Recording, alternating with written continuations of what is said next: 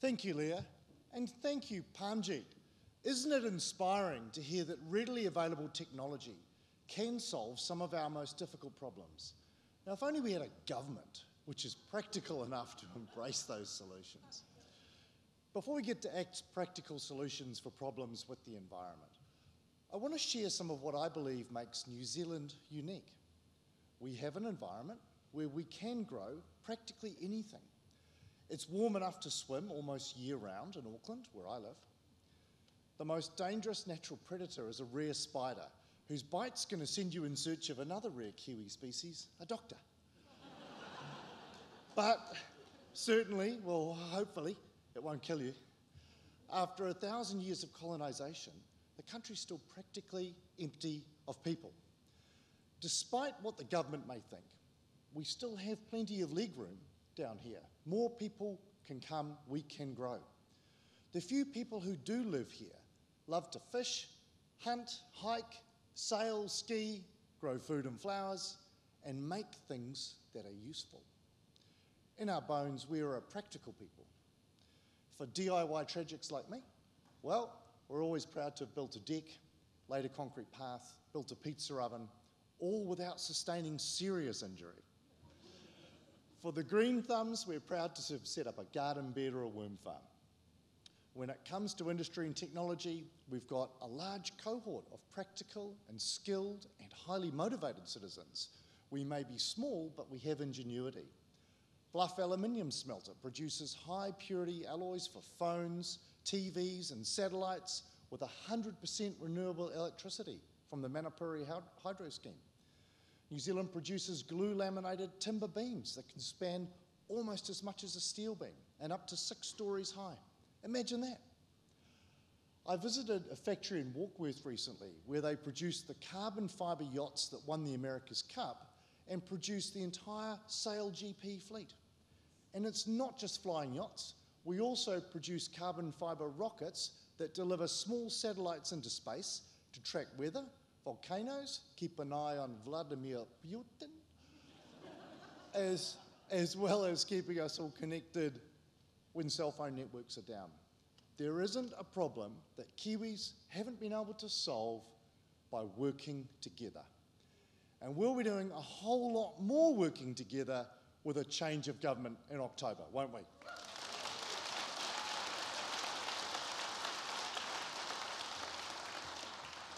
But despite all of our potential, having the technical capability, highly motivated professionals, businesses looking to invest, when it comes to the environment, we failed to solve some of our most pressing issues. How to deliver enough clean and affordable electricity to match the demand of households and industry right around the country, and how to do it sustainably. Successive governments have flunked the test. Last year I visited the South Island West Coast to look at a proposed hydro scheme on the Waitaha River. That run-of-river scheme was supported by DOC. It took nothing from the river, but gave 70 megawatts of electricity to power the dairy factory and the entire town of Hokitika. Resilient, affordable, and environmentally friendly. But guess what? It was rejected by Labour's Environment Minister David Parker, who predictably caved in to the half a dozen kayakers insane enough to paddle that gorge in protest. No one else has been there since.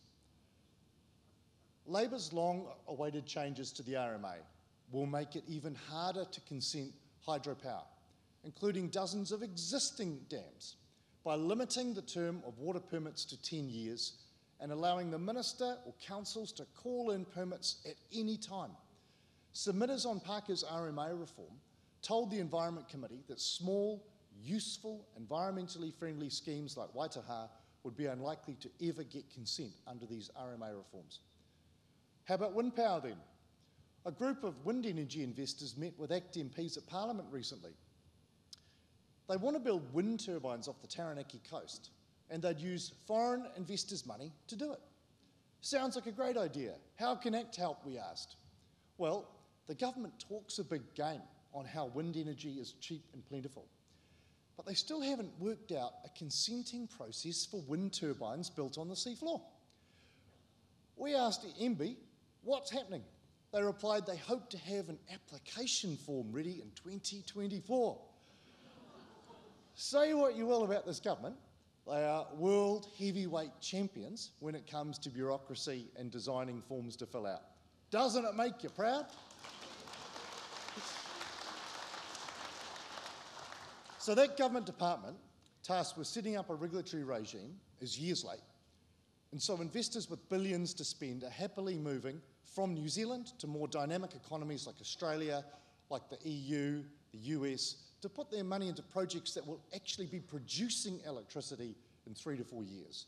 Surprisingly, they don't want to waste their time and money wondering how to apply for a permit, wading through ever-changing forms and regulatory regimes, and then wondering how much they will have to budget for cultural reports. There are good, intelligent reasons why other smarter governments don't tie investors' hands like this. And it's another example about why we need real change now.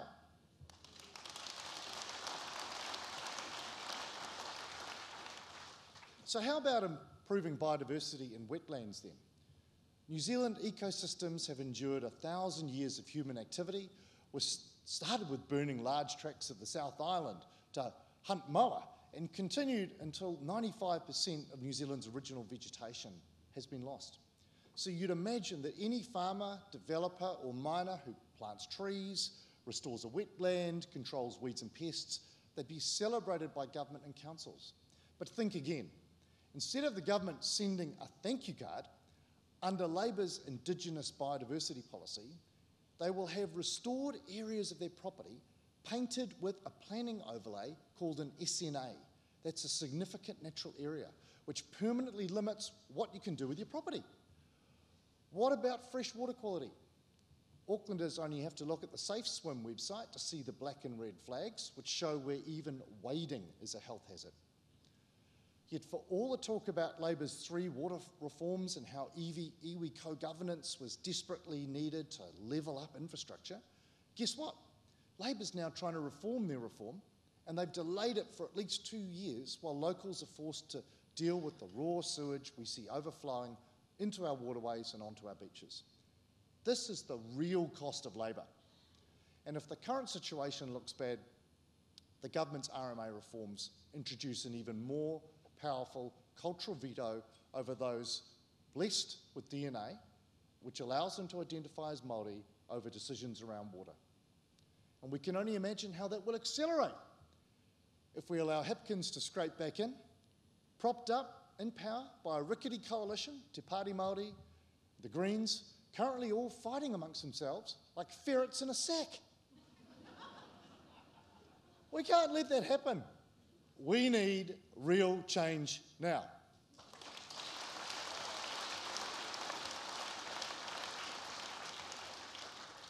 "30 years of environment policy has failed. All we have to show for the cost and wasted time are shallow, virtue-signalling marketing slogans like 100% renewable, zero carbon, zero waste, all the while the waste and the carbon piles up. And if you have the temerity to call them out on their failures, well, they'll just call you a denier or a something-ophobe. Even on climate change, this government's nuclear-free moment, Labour has failed. Banning oil and gas exploration has not reduced carbon emissions. Since that 2018 announcement, coal imports have skyrocketed and emissions have flatlined.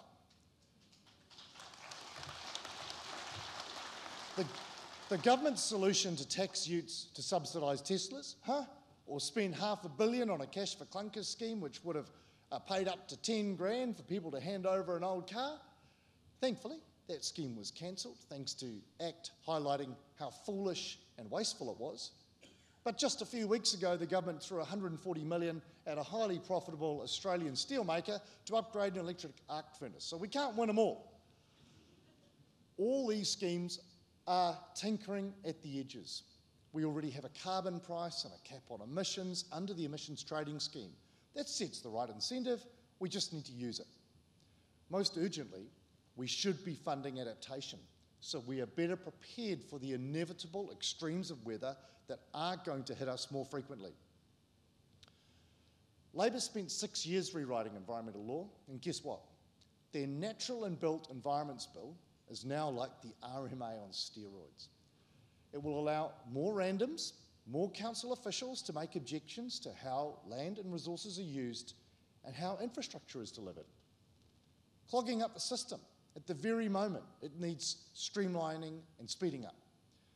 Sadly, National had 9 years to reform the RMA, and in exchange for support for some minor tinkering, they did a deal with the Māori Party that forces developers and councils to get cultural reports as part of consenting. More pointless red tape. This isn't the change we need. Kiwis deserve much better than this. That's why I've spent 18 months researching what a better environment policy would look like. Instead of thinking about the environment as something to limit our potential and who gets access to resources to be subject to political whims, ACT's solution for building New Zealand and conserving nature is one where New Zealanders are free to make the best possible use of their property and our shared environment to live their best lives. National and Labor say trust the government to sort it out. We believe that you are the best custodians of your land. That's right. That's right. ACT's environment policy features smart, practical solutions. Here's just a taste. Setting environmental limits for fresh water at a regional level, as Andrew Hoggard pointed out, using smart markets to manage water allocation in regions where water is scarce, and to manage nutrient discharges down to an acceptable level. Promoting the role of conservation, private conservation in protecting land and enhancing biodiversity, with a fund available for landowners to work with, not against local and central government, to restore critical wetlands and areas of native bush. Permitting construction of water storage on private property as of right, and to help deal with the effects of climate change, allowing transfer of water between properties and irrigation without needing expensive and unnecessary permits. ACT would also require hefty bonds to be held in a trust account for high-risk activities like mining and landfills, only to be returned when sites are restored and land is made safe. And under ACT CPA, only the most complex and high-risk activities in the environment would need consents, because most activities, like building stormwater ponds, erosion control, working in watercourses, are well understood. The simple truth is, there's no need to spend years in court debating consent conditions for common activities, because there is a simpler and more practical way to deliver cleaner water, better infrastructure. We need less tax and punish and more ingenuity and innovate.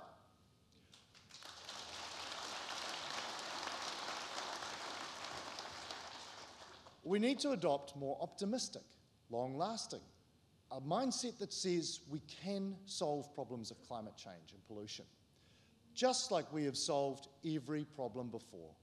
Not through trying to shame and regulate ourselves back into the Stone Age, but through encouraging that can-do spirit which is unique to our beautiful country and which we will pass on to our children and theirs for decades to come. That's what a government with ACT at its heart will deliver. Thank you very much.